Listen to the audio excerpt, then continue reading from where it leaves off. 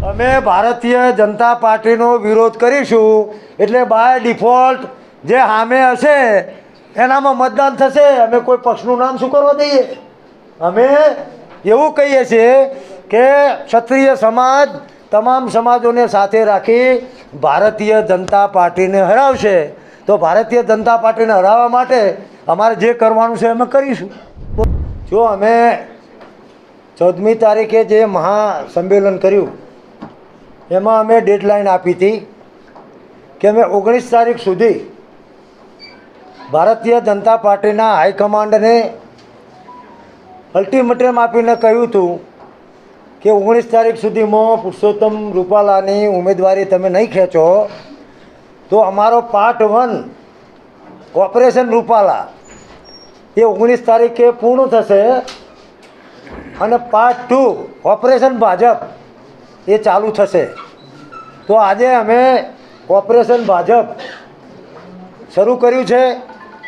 આજની અમારી મિટિંગની અંદર 26 લોકસભા બેઠકના અમારા તમામ આગેવાનો, ક્ષત્રિય આગેવાનો, 120થી વધુ સંસ્થાઓ અને 150 જેવા અમારા અલગ અલગ ક્ષેત્રના સામાજિક કાર્યકર્તા, બુદ્ધિજીવીઓ અને આગેવાનો ઉપસ્થિત હતા.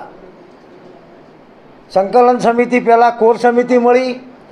કોર સમિતિમાં અમે જે મુદ્દાઓ નક્કી કર્યા એ મુદ્દાઓ સંકલન સમિતિમાં મૂક્યા અને સંકલન સમિતિએ સર્વાનુમતે આ મુદ્દાઓને બહાલી આપી જે આપની સમક્ષ હું રજૂ કરી રહ્યો છું.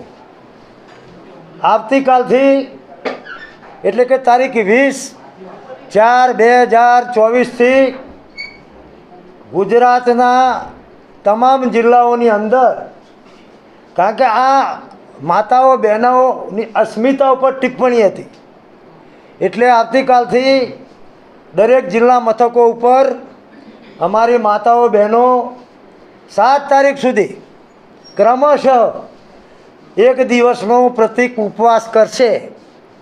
એની શરૂઆત આવતીકાલથી થશે.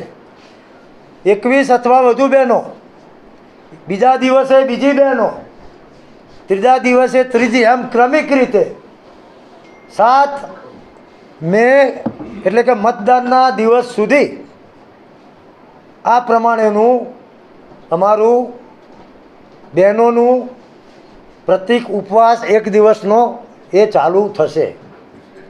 નંબર 2,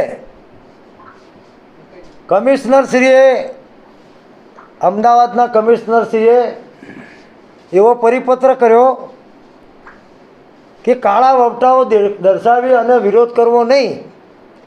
તો એના માટેની એક PIL અમારા આગેવાનોએ દાખલ કરી છે. કારણ કે એ લોકશાહીના વાણીની સ્વતંત્રતા અભિવ્યક્તિની કલમ 19(a)(19)B નો ભંગ છે. એટલે મેં એને ચેલેન્જ કરી છે.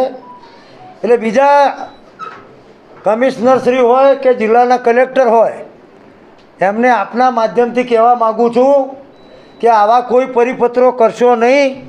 આ લોકશાહીનું ખૂન કહેવાય, લોકશાહીમાં નાગરિકોની સત્તાનું હનન કહેવાય. એટલે અમે નક્કી કર્યું કે કેસરીયો ધ્વજ એટલે ક્ષત્રિયોનો ધ્વજ.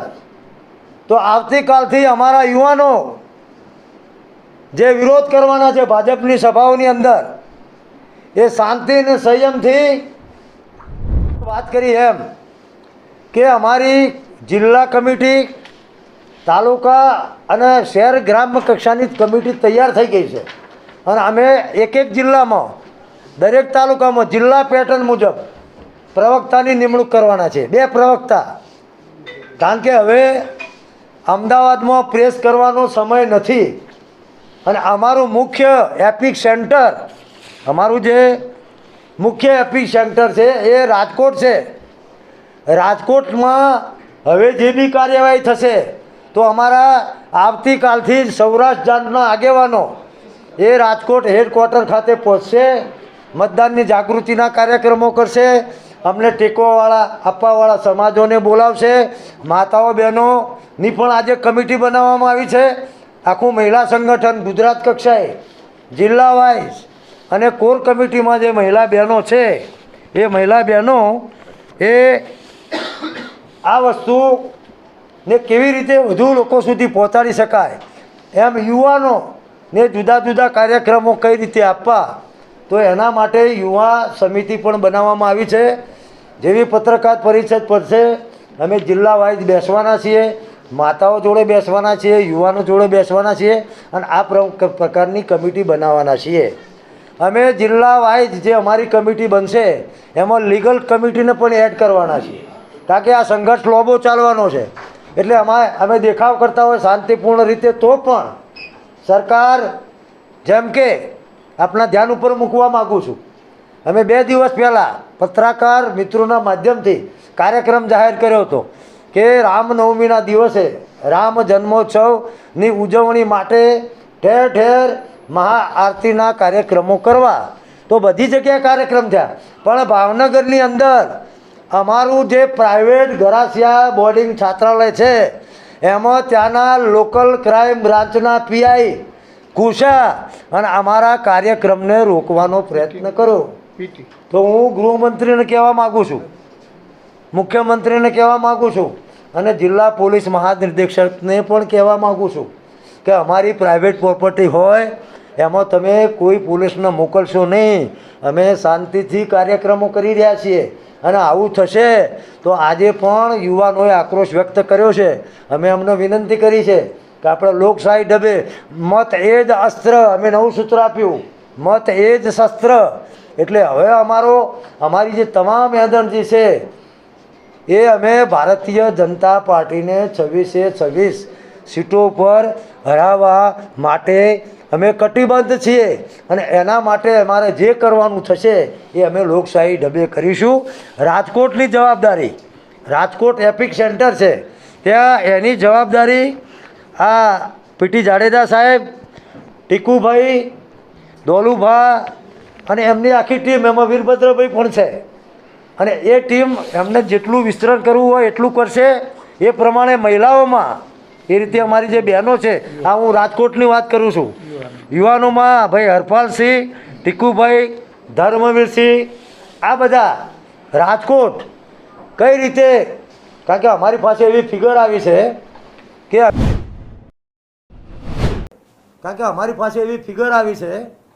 કે અમે 100% રૂપાલાના રહીશું, 100% રૂપાલાના રહીશું.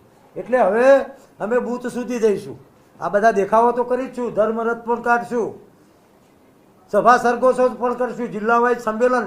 દાખલા તરીકે અત્યારે હાલ 8 સીટો એવી છે કે જેમાં ભારતીય જનતા પાર્ટી ડેમેજ થાય છે. અમારે તો 26 ઉપર કરવાનું છે ડેમેજ. એ જે 5 લાખની સરસરની વાત કરે છે ને એ તો એમને ભૂલી જ જવાની છે, ટફ ફાઇટ ઉપર લાવી દેવાના છે.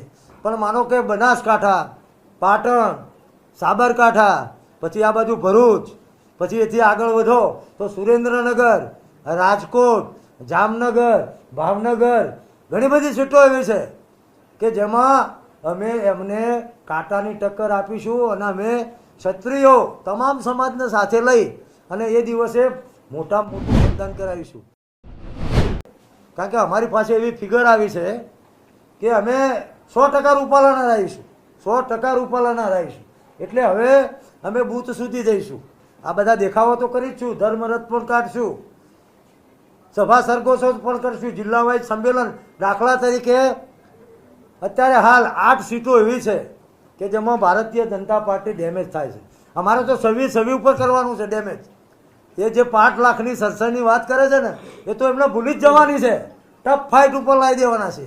પણ માનો કે બનાસકાંઠા, પાટણ, સાબરકાંઠા, પછી આ બાજુ ભરૂચ, પછી એથી આગળ વધો તો સુરેન્દ્રનગર, રાજકોટ, જામનગર, ભાવનગર, ઘણી બધી સીટો એવી છે કે જેમાં અમે એમને કાંટાની ટક્કર આપીશું અને અમે ક્ષત્રિયો તમામ સમાજને સાથે લઈ અને એ દિવસે મોટામાં મોટું મતદાન કરાવીશું. ખાસ તો આટલા દિવસથી અમે જે અસ્મિતાની લડાઈ લડી રહ્યા હતા એ અમે લોકશાહી ઢબે બૌદ્ધિકતાથી અમે બધી જગ્યાએ લડાઈ આપી છે. અને આપણે જોયું હોય કે અમે અત્યાર સુધીમાં અમારી ગરિમા સાથે જે રીતે લોકશાહીમાં લડાઈ આપવું જોઈએ, આવેદન આપવા જોઈએ, એ બધી પ્રક્રિયામાંથી અમે પસાર થયા. એક વાર્તાલાપની પ્રક્રિયા પણ જે મોવડી મંડળ સુધી પહોંચવું પડે એ પણ અમે કર્યું. સત્તાધારી પક્ષના જે અમારા નેતાઓ હતા એ પણ અમારી પાસે આવ્યા, અમે અમારો અવાજ બનાવીને એમને આગળ મોકલ્યા. એ પછી પણ અમે CM સાથે, HM સાથે અને માન્ય પાટીલ સાહેબ સાથે પણ અમે મુલાકાત કરી. અમારો જે પ્રશ્ન હતો બહેનો દીકરીઓની જે વાચા હતી અમે ત્યાં સુધી પહોંચાડી. 6 થી 7 લાખ જે લોકો હાજર હતા રતન પર, એ સર્વનો અવાજ અમે ત્યાં પહોંચાડ્યું. છતાં પણ કોઈ જગ્યાએ અમારી જે એક આ માંગ હતી, અમારી જે એક અસ્મિતાનો સવાલ હતો, અમારા જે અસ્તિત્વ પર જે લાંછન લગાડેલું હતું, અમે એક આશા સાથે ચાલતા હતા કે આપણે હિન્દુ રાજ્યની જ્યારે વાત કરતા હોય, રામ રાજ્યની વાત કરતા હોય, ત્યારે જો બહેનો દીકરીઓ પર આવો ટિપ્પણી થતી હોય અને પાર્ટી આની પર કોઈ નિર્ણય લેશે, અમે એવી આશા સાથે ચાલતા હતા. પણ હવે અમારી પાસે કોઈ પણ રસ્તાઓ હવે બચ્યા નથી અને ફરી અમે અમારી મર્યાદા ચૂકવા નથી માંગતા. આ લોકશાહી છે, અમે સ્વીકારીએ છીએ, રાજાશાહી નથી. એટલે લોકશાહી ઢબે અહીં લડત ભાઈ શ્રી કરણસિંહ સાહેબે જે આપી આપને માહિતી, એની સિવાયની હું આપને માહિતી આપું કે જે પ્રતિક ઉપવાસની વાત કરી, તો હું થોડું આપને ડિટેલમાં કહું કે આપણા ઘરે સત્યનારાયણની કથા બેસે, આપણે આજુબાજુના આપણા જે કોઈ સંબંધીઓ છે, ઇતર બધા બીજા જ્ઞાતિના પણ છે આપણા મિત્રવર્ગ, એને આપણે આમંત્રણ આપીએ. કથામાં શું થાય, કથામાં ભગવાનનો મહિમા જેની કથાઓ સમજાવવામાં આવે. તો જે આ પ્રતિક ઉપવાસ છે એ અમારી માટે કથા સ્વરૂપ છે. અમારી દરેક જિલ્લામાં, તાલુકામાં, ગામડે ગામડે બહેનો, 21 બહેનો પ્રતિક ઉપવાસમાં બેસશે આ 18 દિવસ સુધી. અને અમારી બીજી જ્ઞાતિના જે અમારો મિત્ર વર્ગ છે, અને આમાં તો સર્વની અસ્મિતાનો સવાલ છે, માત્ર રાજપૂત સમાજની સ્ત્રીઓનો નથી. એટલે અમે આ દ્વારા એમને પણ એ કહેશું કે આજે અમારી ઉપર આવ્યું છે, આજે અમારી બહેનો દીકરીઓ પર અથવા અમારા ઇતિહાસ પર લાંછન લગાડવામાં આવ્યું છે, કાલ સવારના તમારા ઘરે પણ આ આવશે. એટલે આ જે છે એક નૈતિકતાની અધોગતિ જે થાય છે એની માટેનો આ સવાલ છે. તો આ સર્વ આમાં જોડાય. આજે વાત કરીએ તો હું એવું કહું કે 52,000 જે બૂથ છે એમાં અમારી માટે રૂપાલાભાઈ ઊભા છે. એટલે બીજી કોઈ હવે કોઈ શંકાને કોઈ સ્થાન જ નથી કે મત કોને પડશે.